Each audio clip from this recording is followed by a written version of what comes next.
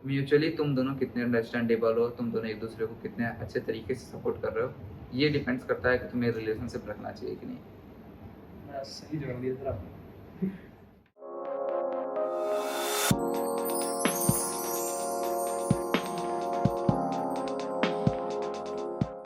Hello everyone, स्वागत है आप सबका हमारे पॉडकास्ट शो सफरनामा के पहले सफर में, जहां आज के हमारे गेस्ट हैं former secretary at OSS, internet DB and now currently based in DB, mister Anand Prakash Dwivedi. तो सर, मैं आपसे जानना चाहूंगा कि कैसा लग रहा है शो पे आगे। ये इस तरह का मतलब मेरा पहला शो है। इससे पहले भी ओएसएस क्लब भी अनुभव करा था, बट अभी तक ऑनेस्टली मेरा हुआ नहीं। So it feels quite honourable to be here and it's quite good.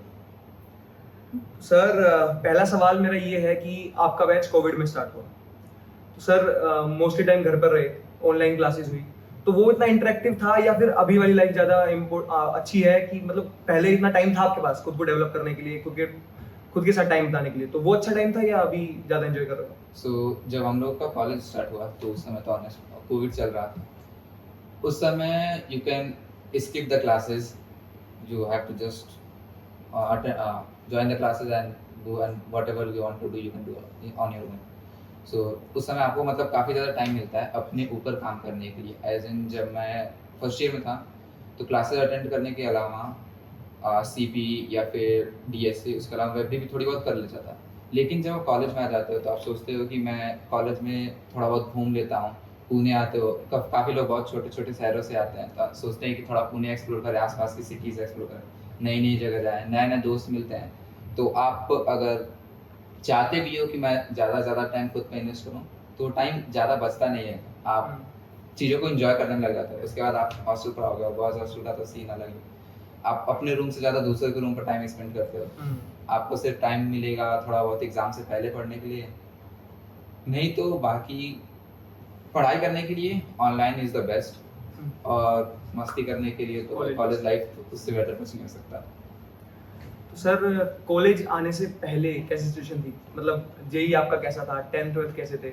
शुरू से आप वो 9 सीजीपीए वाले हो या फिर मीडियम वाले बैक बेंचर, क्या?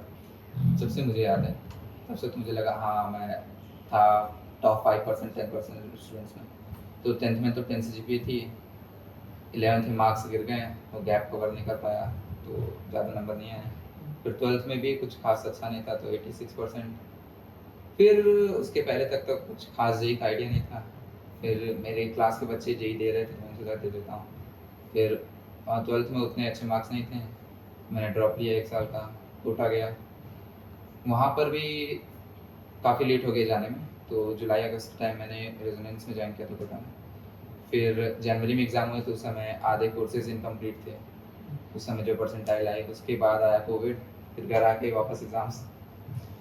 तो जेईई में कुछ खास अच्छी रैंक नहीं थी तो पहले मुझे आईटी मिला था, बाद में अपग्रेड होकर फॉर्म में गया। उसके बाद यहाँ आकर के तो एकेडमिक वाइज उतना अच्छा नहीं हुआ, बट हाँ डीएसए वगैरह कर ली थी क्योंकि 11th 12th में मेरी कंप्यूटर साइंस थी तो मुझे आइडिया था कि बेसिक कंप्यूटर मतलब कोडिंग वगैरह प्रोग्रामिंग स्किल्स क्या होती हैं। तो उन सब चीज़ों को ट्रैक करने में उतना समय नहीं लगा जितना बाकी के स्टूडेंट्स को लगता है। दिन आकर के कोडिंग को एक्सप्लोर करने में, कोडिंग एक्चुअल में होती क्या है, डिफरेंट डिफरेंट लैंग्वेजेस में वो घूमते रहते हैं। तो मुझे पहले से पता था कि हाँ सी प्लस प्लस करनी है, जो कि पहले कर रखी थी तो वो क्लियर था। सर, थोड़ा पीछे जाना चाहूँगा। जो आपने बोला कि कोटा गए आप कोचिंग ली, तो कोटा वाली लाइफ वो बहुत ज़्यादा डिप्रेसिंग होती है, सुसाइडल थॉट्स आते हैं, प्रेशर होता है या फिर चलता है, दोस्त होते हैं तो टाइम पास हो जाता है? कोटा में दोस्त नहीं होते, ठीक है। मेरे हिसाब से तो नहीं होते। मतलब आपका शेड्यूल फिक्स है, रोज सुबह 6 बजे उठना, कोचिंग जाना, फिर आना, पास होमवर्क है तो आप करोगे, नहीं है तो फिर अपना स्टडी करते हो। मुझे नहीं लगता कि टाइम मिलता होगा जो बंदे एक्चुअल में सीरियसली यहाँ पढ़ने जाते हैं। हाँ डिप्रेसिंग होता है जब आपके मार्क्स नहीं आते और आप सोच रहे होते हो कि सेम क्लास में पढ़ के जो सामने वाला बच्चा है उसके आ रहे हैं, आपको वही टीचर समझ नहीं आ रहा था जबकि दूसरे वालों को समझ में आ रहा होता है। तो डिप्रेसिंग तब होता है जब आप अपने आप को दूसरे से कंपेयर करने लगते हो। तो उसके लिए तो मैंने क्या किया, मतलब मेरे हिसाब से आप अपनी प्रोग्रेस पर ज़्यादा ध्यान देना चाहिए कि आपने लास्ट टेस्ट में किस तरीके से परफॉर्म किया और आने वाले टेस्ट में कैसा परफॉर्म कर रहा है। अगर आपको लगता है कि आप अपने प्रीवियस वर्जन से बेटर हो तो you are still good. But अगर आप अपने आप को किसी दूसरे इंसान से कंपेयर करने लग जाओगे, फिर डिप्रेसिंग थॉट्स, फिर सुसाइडल हो सकता है कुछ भी। सर एक चीज़ और कि फर्स्ट ईयर में जो स्टूडेंट्स हैं यहाँ पे भी हैं, तो इनके भी सवाल हैं कि फर्स्ट ईयर तक हमें क्लब ज्वाइन करने चाहिए, क्लब के काम होते हैं बहुत सारे, रात को टाइम पे हम मतलब रूम पे भी बहुत लेट पहुँचते हैं, जाते नींद आ जाती है, पढ़ नहीं पाते। तो उनके लिए क्या सजेशन है? कितना उनको कर लेना चाहिए, बेसिक पढ़ लेना चाहिए एक अच्छी इंटर्नशिप, अच्छी प्लेसमेंट के लिए फर्स्ट ईयर तक? अब फर्स्ट ईयर में तो मैं कॉलेज में था नहीं, तो मेरा ऑनलाइन वाला एक्सपीरियंस ही ज़्यादा है। बट जहाँ तक जितनी चीज़ें मैंने देखी हैं, फर्स्ट ईयर होता है पूरी तरीके से एक्सप्लोर करने के लिए। आपको जितनी चीज़ें मिल रही हैं, आप अपने आप को जितना मैनेज कर पा रहे हो, जितनी सारी एक्टिविटीज़ अटेंड करने में, साथ में पढ़ाई करने में, मैक्सिमम से मैक्सिमम चीज़ें अटेंड करो, ठीक है? आपको अगर सीपी करनी है, आप सीपी एक्सप्लोर करो, डीएसए करो, वेबडी करो, टाइम मिलता है या मन करता है तो एमएल भी ट्राई करो, एआर, वीआर, कुछ भी। फिर उसके बाद आप सोचो कि आपने फर्स्ट ईयर में जितनी सारी चीज़ें ट्राई करी, इनमें से सबसे ज़्यादा मज़ा किस चीज़ में आया? फिर उसको आगे कंटिन्यू करो। क्लब की एक्टिविटीज़ भी हैं, हाँ, कुछ क्लब्स भी जॉइन कर लेने चाहिए। ऐसे इतने भी नहीं कर लो 8-10 की पता ही ना चले किसमें हो, नाम खुद ना याद हो। ऐसे कर लो 1-2 जहाँ से आपको पता चलते रहे, आपके सीनियर आपको गाइड करते रहें कि हाँ, आने वाले समय में किस तरीके से डेवलप करना है खुद को। इवन जब 3rd ईयर 4th ईयर में आओगे तो पता चल जाएगा कि रिज़्यूमे कैसे बनाना है, इंटर्नशिप के लिए तैयारी कैसे करनी है, फिर टेक्निकल इंटरव्यूज़ जो होते हैं उसके लिए कैसे पढ़ना है। इवन तुम सीनियर से हेल्प भी माँग सकते हो, तुम्हारे इंटरव्यूज़ ऐसे आ रहे होते हैं कि आप हमारा मॉक इंटरव्यू ले लीजिए। तो जब तुम फर्स्ट ईयर से सीनियर से इंटरैक्ट कर रहे होते हो, ठीक, उनसे ट्रीट्स ले रहे होते हो ऑब्वियसली, उनसे बात कर रहे होते हो, टास्क कर रहे होते हो, तो सेकंड ईयर 3rd ईयर तक आता है तो तुम्हें पता चलता है कि हाँ, फर्स्ट ईयर में क्लब ज्वाइन करने की अपनी एक वैल्यू है। सर आपने बोला कि सीनियर से इंटरेक्शन होना चाहिए। सर इंटरेक्शन और रैगिंग, रैगिंग कितने हद तक ठीक है? इंटरेक्शन कितने हद तक ठीक है? मतलब दोनों में डिफरेंस थोड़ा बता दो, और रैगिंग कितने हद तक ठीक है वो बता दो। जितना मैंने सुना है कॉलेज में कि अभी जैसा माहौल चल रहा है, वैसा रैगिंग कुछ भी नहीं होता। मैंने जितनी सीनियर से बात की 2016-2014 पास आउट से भी, तो उनका था कि पहले बहुत सारी चीज़ें होती थी, बट जितना गवर्नमेंटल प्रेशर है, जितना एडमिनिस्ट्रेशन का प्रेशर, अभी कुछ भी नहीं होता। अभी ज़्यादा से ज़्यादा मतलब मेरे हिसाब से कुछ टास्क कराए जाते हैं, जो कि नॉर्मली एक बंद कमरे में होते हैं, जिसमें आपके बैच का सिर्फ एक ही इंडिविजुअल होता है, ठीक, और सीनियर्स होते हैं। वो टास्क आपको बाहर किसी को भी नहीं पता, ठीक है? तो और इवन जो भी आप टास्क करते हो, उसके बदले आप कुछ ना कुछ मिलता है आपको, एज़ इन ट्रीट्स लेते हो आप। तो मुझे नहीं लगता कि अभी तक कॉलेज में कोई ऐसी रैगिंग हो रही है जो कि बहुत ज़्यादा बेकार है। और जब कुछ टास्क मिलते हैं, तो उनको करने से ना खुद की भटक भी खुलती है। बहुत सारे इंट्रोवर्ट्स आते हैं कॉलेज, जिनको नहीं पता होता है कि क्या करना है, कैसे बात करनी है, ठीक? और हर इंडिविजुअल बचपन से बहुत सारी चीज़ें करते हुए नहीं आ रहा होता। बहुत सारे ऐसे होते हैं जो सिर्फ़ पढ़ाई कर रहे होते हैं, जो खेलने भी नहीं आते। मैं खुद खेलने नहीं जाता, बचपन में भी नहीं इतना, तो सिर्फ़ पढ़ रहा होता था। तो जब तक तुम्हें पता नहीं चलेगा कि इसके पढ़ने के अलावा बहुत सारी चीज़ें होती है, क्योंकि यहाँ से निकल के तुम्हें जॉब में जाना है, कॉर्पोरेट लाइफ़ में, वहाँ तुम्हें उनसे कॉम्पीट करना है, ठीक है? वहाँ तुम जाओगे, 9 से 5 जॉब करोगे, फिर उसके बाद क्या करोगे? तो जब ये सारी चीज़ें ट्राई करोगे तब तुम्हें पता चलेगा हाँ, पढ़ने के अलावा बहुत सारी चीज़ें जो एक्सप्लोर की जा सकती हैं। तो सर आपने फर्स्ट ईयर के बारे में बताया, 12th जेईई के बारे में बताया। सर मैं सेकंड ईयर में, अभी मेरी उतनी तैयारियां नहीं है प्लेसमेंट या इंटर्नशिप के लिए, तो सर आपका सजेशन क्या है कि सेकंड ईयर तक मुझे कितना कर लेना चाहिए, कितनी चीज़ें आनी चाहिए मुझे, और कहाँ कहाँ मुझे बाहर या फिर हैकाथॉन्स वगैरह में पार्टिसिपेट कितना करना चाहिए? बेसिक चीज़ें जो मुझे करनी चाहिए। देखो, जितनी कॉलेज में कंपनीज़ आती हैं, उसके लिए तो सिर्फ़ मतलब जो कंप्यूटर बेसिक्स के सब्जेक्ट्स हैं, डीएसए, ओप्स, डीबीएमएस और सीए, ये 4 सब्जेक्ट्स बेसिक करने होते हैं और इसमें मस्ट है डीएसए। सेकंड ईयर मेरे अकॉर्डिंग आपको डीएसए स्टार्ट कर देनी चाहिए, और सेकंड ईयर के एंड तक आते-आते 60, 65, 70% तक डीएसए कंप्लीट कर देनी चाहिए।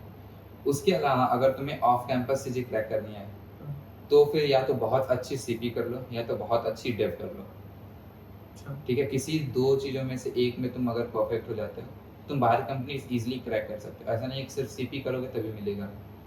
वेब डेव से भी कनेक्शंस बना करके बहुत सारे रेफरल्स मिलते हैं, ईज़िली मिल जाती हैं चीज़ें। बट किसी भी एक चीज़ को और अपने आप को परफेक्ट करो, और डीएसए तो कंटिन्यू करना ही है। तो सर टेक्निकल बातें बहुत कर ली हमने, थोड़ा इधर उधर जाते हैं। तो पहला सवाल सर मेरा ये कि आपके कॉलेज के बेस्ट मोमेंट्स कौन से थे? कॉलेज में आके कोविड के बाद आपने बेस्ट मोमेंट्स कौन?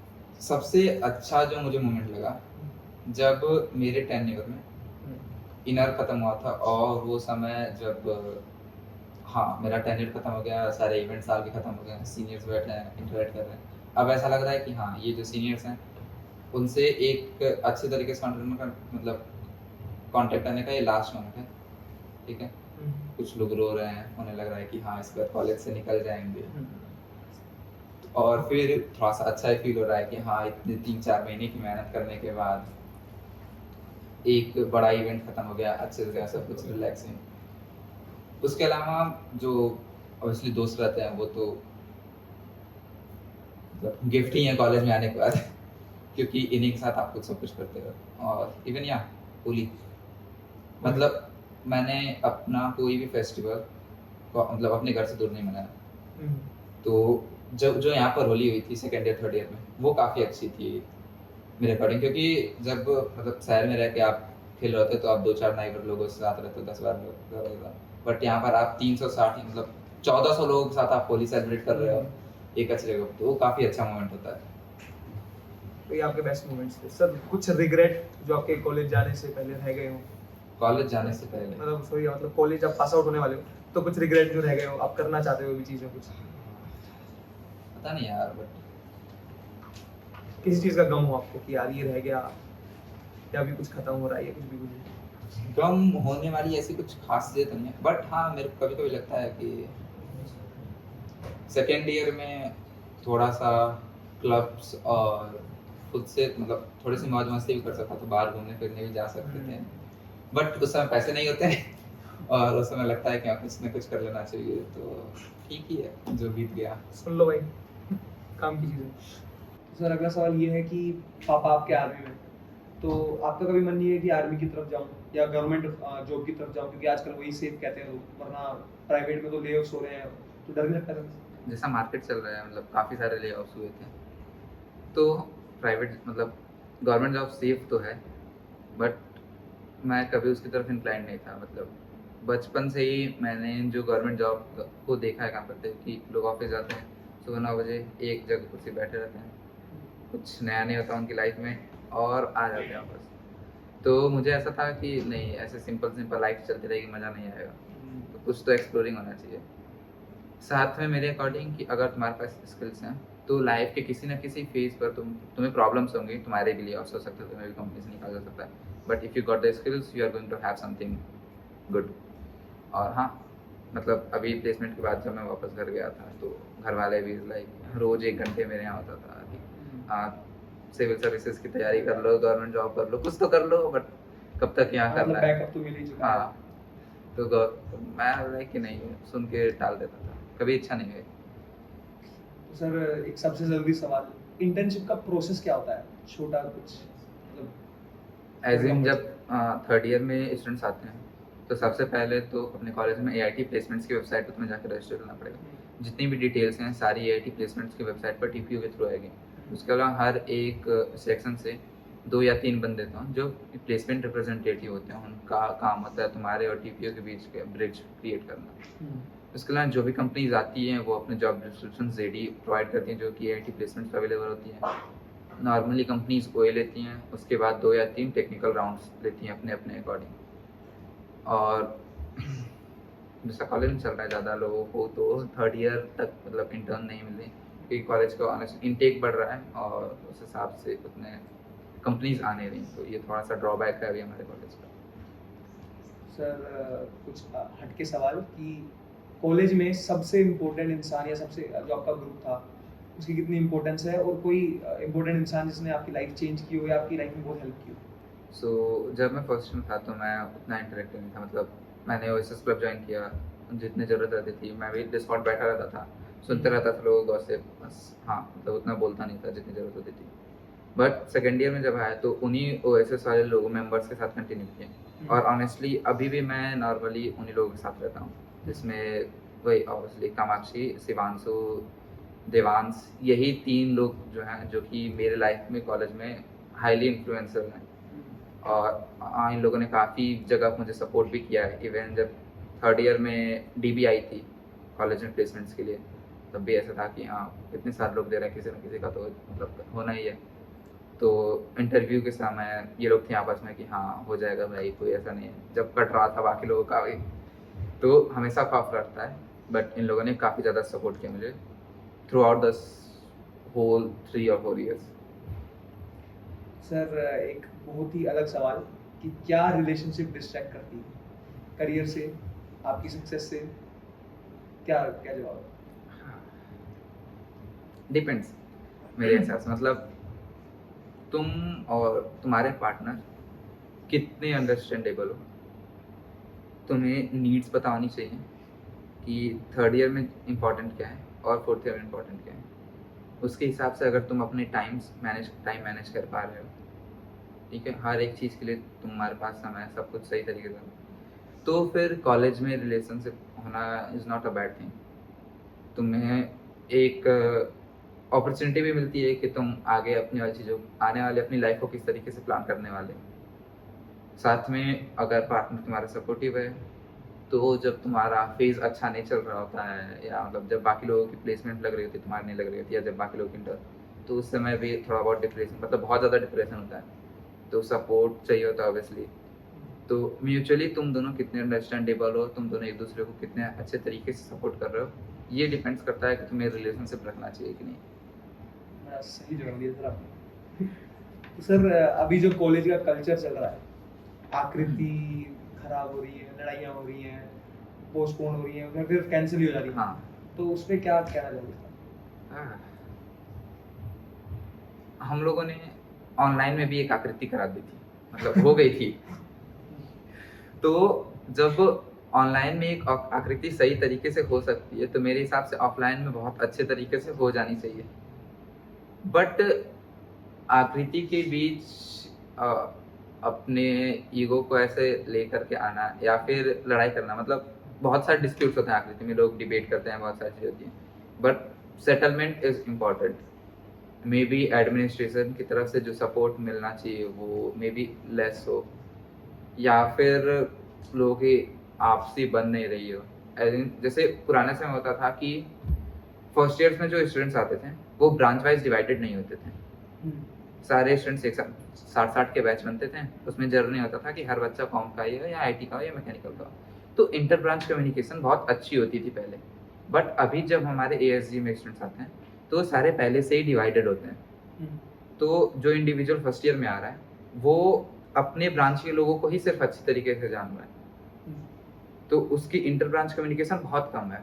और फिर जब डिस्प्यूट्स आते हैं दो ब्रांचेस के बीच, तब ये कम्युनिकेशन बहुत माइनर होने की वजह से डिस्प्यूट सॉल्व नहीं हो पाते हैं, तो आकृति के या कोई भी इवेंट कैंसिलेशन के चांसेस बढ़ते जाते हैं।